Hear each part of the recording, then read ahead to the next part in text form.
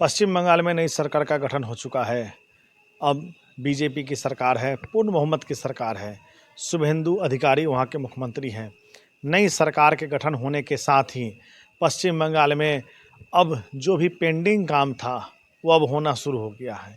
हम पेंडिंग काम की चर्चा इसलिए बोल रहे हैं क्योंकि 12 वर्षों से लंबित जो सीमा पर बाड़ लगाने की जो प्रक्रिया थी, सीमा घेरने की, सुरक्षित करने की, सील करने की प्रक्रिया थी, और उसके लिए जो बीएसएफ वाले ज़मीन मांग रहे थे, उस ज़मीन को देने में ममता बनर्जी सरकार उस फाइल को 12 साल तक अटका कर रखी। अब लोग पूछते हैं कि सरकार गठन के साथ ही आप वहाँ के कार्य के बारे में बताइए ज़रा, क्या कुछ हुआ उसके बारे में चर्चा करिए। तो उसके बारे में हम चर्चा करने जा रहे हैं। चंद दिनों हुए हैं और जो काम हुए हैं उसको लेकर के हर जगह पश्चिम बंगाल की चर्चा है। हर जगह एक ही मुख्यमंत्री का नाम आ रहा है, नाम शुभेंदु अधिकारी। दरअसल 12 वर्षों से जो काम पेंडिंग था, बीएसएफ को जो ज़मीन दिया जाना था, उस ज़मीन को शुभेंदु अधिकारी ने दे दिया है। पश्चिम बंगाल के मुख्यमंत्री ने बीएसएफ को वह ज़मीन सौंप दी है। हाल ही में एक वीडियो वायरल हुआ था और न्यूज़ चैनलों में भी आया था कि बीएसएफ के अधिकारी और बांग्लादेश के बॉर्डर सिक्योरिटी फोर्स के जवान आपस में कुछ बातें हो रही। हालांकि वो बातें वो झड़प की थी, क्योंकि एक लंबे अरसे से बॉर्डर खुला हुआ था, कोई तरह का रोक टोक नहीं था, कोई तरह की बाधाएं नहीं थी। घुसपैठ हो, व्यापार हो, या यूँ कहें कि अवैध लेन देन हो, या फिर जो कुछ भी हो, वह खुलेआम होता था, कोई रोक टोक नहीं था। सुरक्षा की बात की जाए तो पश्चिम बंगाल के रास्ते बांग्लादेश से होते हुए आसानी से आना जाना संभव था। हालांकि बीएसएफ की कड़ी निगरानी की वजह से बीएसएफ वालों ने अपने देश की सुरक्षा के लिए जी तोड़ मेहनत की, और वो लगातार मेहनत करते भी रहे। इसी का नतीजा है कि एक लंबे समय तक इतनी लापरवाही के बाद भी कोई बड़ा हादसा पश्चिम बंगाल में या फिर देश में नहीं हुआ। दूसरा सबसे अहम जो बात था उसको लेकर के चर्चा है, जो इसका नाम आप लोग लगातार सुनते हैं और कमेंट्स करते हैं, चिकन नेक।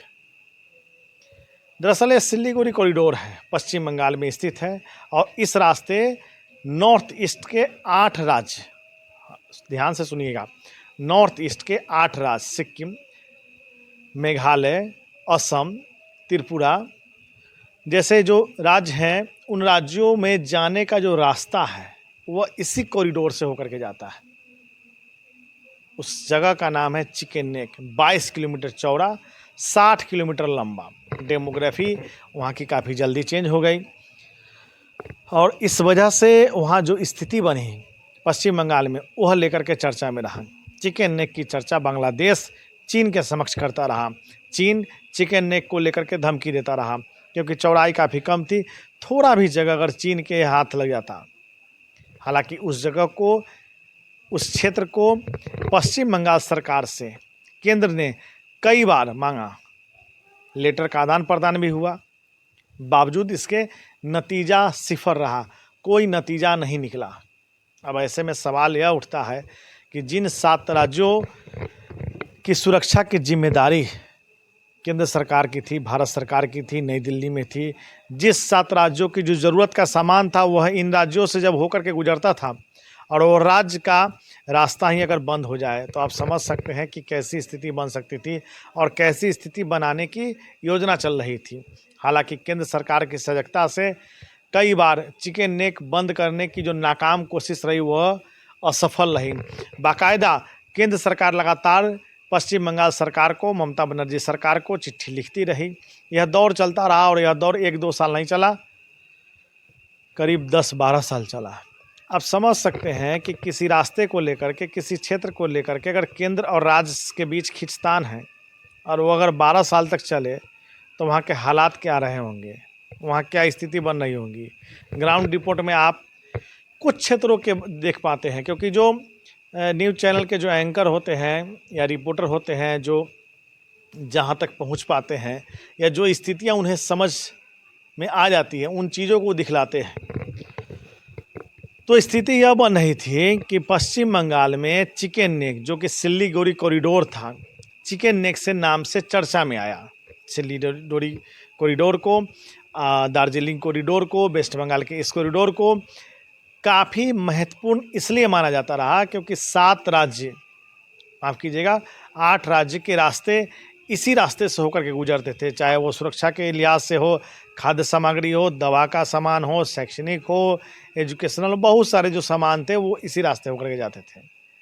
और यही एक रास्ता था जो हम 8 राज्यों तक अपने ज़रूरत के सामान, उन राज्यों की ज़रूरत के सामान पहुंचा पाते थे और अपने ज़रूरत के सामान जो वहाँ होते थे उसे यहाँ ला पाते थे। तो सरकार ने इस चीज़ को भी ख़त्म कर दिया। शुभेंदु अधिकारी वहाँ पहुँचे और लोगों से बात की, और बात करने के बाद में उन ज़मीन को, उस जगह को उन्होंने बीएसएफ और बाकी जो अधिकारी थे उनसे बात करके सेंट्रल को सौंप दिया है। करीब 27 एकड़ ज़मीन है जिसको सौंप दिया गया है। अब इसको लेकर के चर्चा यह हो रही है कि आखिर चिकन नेक को ममता बनर्जी की सरकार केंद्र को क्यों नहीं देना चाहती थी। इस चीज़ को समझिए ज़रा। चिकन नेक को, इस सिलीगुड़ी कॉरिडोर को ममता बनर्जी सरकार सेंट्रल को क्यों नहीं देना चाहती थी? दरअसल इसमें एक बड़ा राजनीतिक षड्यंत्र था।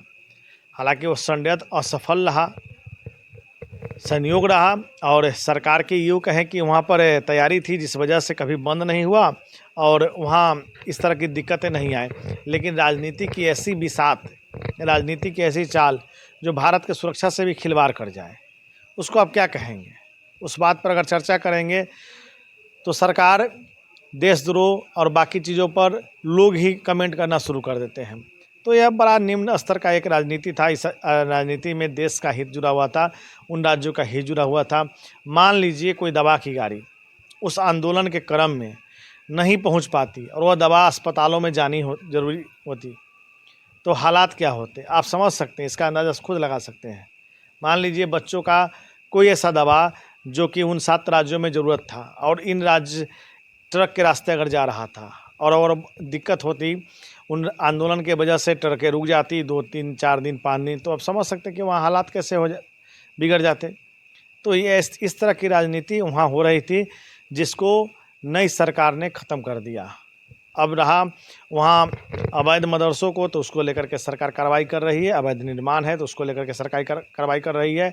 SIR में मैंने बताया कि पहले ही 92 लाख मतदाता का नाम पश्चिम बंगाल में काटा जा चुका है। इस बार जो विधानसभा का चुनाव हुआ वर्ष 2026 में पश्चिम बंगाल में, उसमें 92 लाख मतदाता का नाम काटा गया। आप समझ लीजिए कि जिस राज्य में 92 लाख फर्जी मतदाता के सहारे वोट कराने की, चुनाव कराने की जो प्रक्रिया थी वो अगर हो रही थी तो समझिए कितना खतरनाक स्थिति उस राज्य की थी।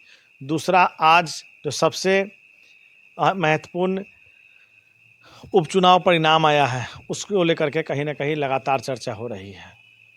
जिस सिंघम और जिस पुष्पा की चर्चा हो रही थी, अब वह चीज़ें बदल गई। पश्चिम बंगाल के लोगों ने इन चीज़ों को नकार दिया। पश्चिम बंगाल की जनता चाहती है पश्चिम बंगाल का विकास हो। पश्चिम बंगाल की जनता चाहती है पश्चिम बंगाल इंडस्ट्रियल एरिया जाना जाए, वह इंडस्ट्रियल एरिया जिसकी कभी ख्याति अंग्रेज़ों के समय में थी, यूँ कहें कि अंग्रेज़ों के समय से पहले भी थी।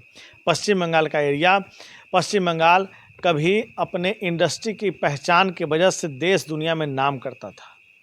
पश्चिम बंगाल के लोग चाहते हैं कि फिर से वह दौर लौटे, वह वक्त आए जो पश्चिम बंगाल के लोगों को बाहर काम करने के लिए, छोटे मोटे रोजगार के लिए राज्य से बाहर नहीं जाना पड़े। यही पश्चिम बंगाल और पश्चिम बंगाल के लोगों की चाहत है। पश्चिम बंगाल के लोग यह चाह रहे हैं कि वहाँ सुरक्षा का मामला हो या किसी भी तरह की स्थिति बने तो वहाँ वे लोग सुरक्षित रहें, क्योंकि जिस तरह से बांग्लादेश और भारत के बीच जो स्थिति बनी है, तनाव की स्थिति कह सकते हैं, उसको लेकर के कहीं ना कहीं पश्चिम बंगाल के लोगों ने सजगता दिखाई। पश्चिम बंगाल के लोगों ने पूरी ईमानदारी दिखाई और सरकार बदला। यदि सरकार नहीं बदलती तो वे ही लोग कहते हैं वहाँ पर कि हमारे हालात बड़े बुरे होते हैं। अब ऐसे में सवाल यह उठता है कि जाति की राजनीति के बीच अगर कोई जाति या कोई समुदाय के लोग वहाँ अपने आप को असहज महसूस कर रहे हैं तो आप समझ सकते हैं कि राजनीतिक हालात क्या थे।